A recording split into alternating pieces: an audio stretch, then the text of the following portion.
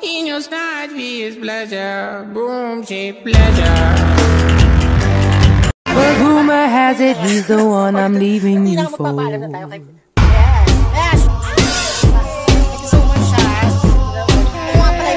rumor What's up mga kabash? Welcome to my vlog for today's video na naman tayo. Ay oo, kasi nakaraan kasi hindi ako nakapag-video.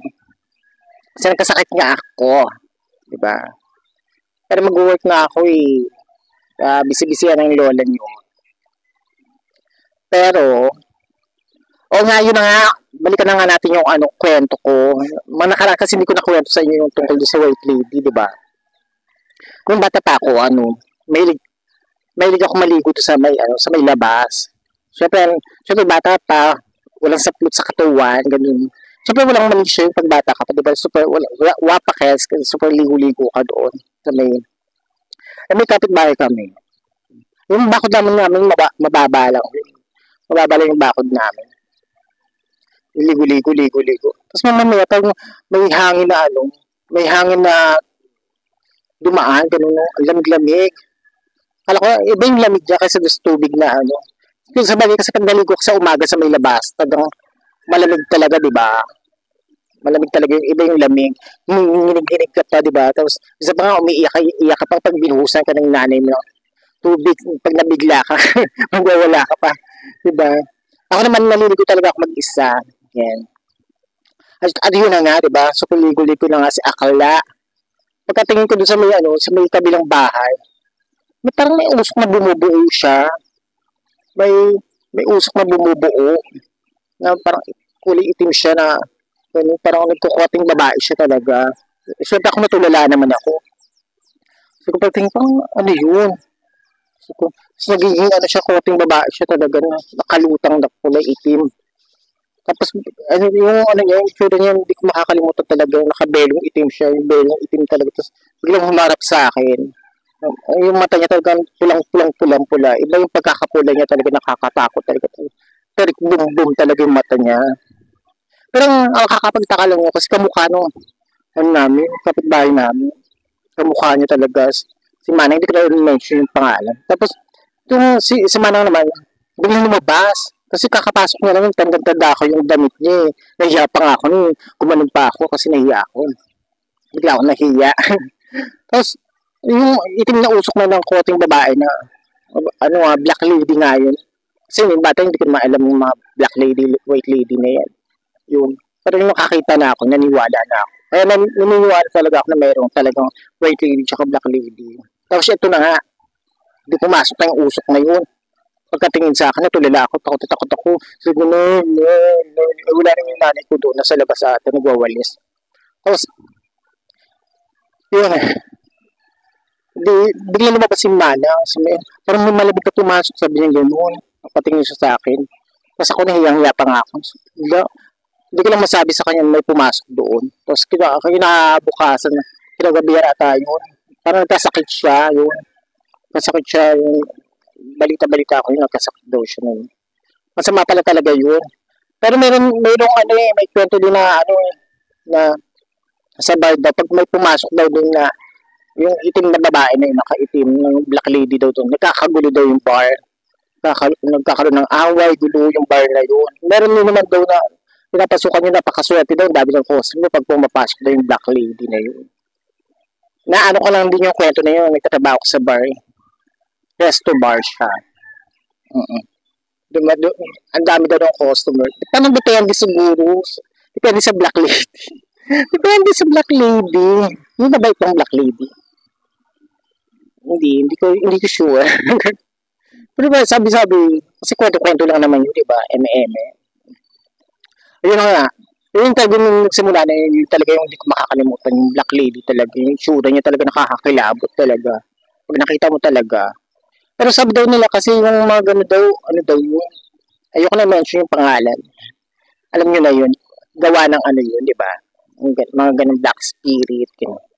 Tabi-tabi po baka may umawar sa akin. Katalikang araw, di ba? Makalimlim siya, parang uulan maya-maya. Pero ito pa yung chika ko sa inyo. Malapit na yung Pasko, di ba? Yung mga kabataan, talaga mahilig sila mangaruli. Yung kabataan namin kasi nangangaruling talaga ako. Kami ng mga kalaro ko. Sa mga iba't ibang subdivision. May dadaanan kami tulay. Doon sa tulay na yun nakakatakot kasi walang ilaw pa ng mga panahon na yun. Kasi gasera pa mga eksena dito sa amin eh. Kasi gasera pa eh. Tapos, di uwian na nga. Siyempre, dami namin kinita eh. Pagdating namin doon sa may tulay, puntahan natin yung Minsun. Pagdating namin doon sa tulay, wala pa yung ilaw yun. Takbo-takbo kami kasi nakakatakot nga talaga yung tulay. Walang ka-ilaw-ilaw. May ilaw siya pero hindi gano'ng kaliwanag kasi di ba? Tapos yun, hindi takbo-takbo kami. So yun, nagtatakutan kami. Tapos pagtingin namin doon sa may yung unang nakakita namin talaga yung kasama namin na nakakatanda sa amin, parang kuya-kuya namin. Kuya-kuya ba? Hindi, kasi hindi siguro na. Yun. At tapos, siya nakakita doon, may babae doon nakalutang doon sa may mga damuhan. Pagka gano'n daw ganun yung niya, parang usok siya na gumano sa may damuhan, lakas ng hangin. Pagkalingin ko, nakita ko rin talaga siya dahil ang haba ng buhok niya. Pero yung mukha niya hindi kita. Pagpalapit na sa amin, may aaw kami gasera niya, parang ilaw-ilawan, hinagis namin gano'n. Buti na hindi kumalat yung apoy talaga. Takbuhan talaga kami. Kasama ko yung kapatid kong bunso. Bit ko talaga siya. Naiwan yung chinelas. Pinalo pa kami ng tatay. Kasi bago lang bili yung chinelas na yun. So patakot kami sa tulay talaga.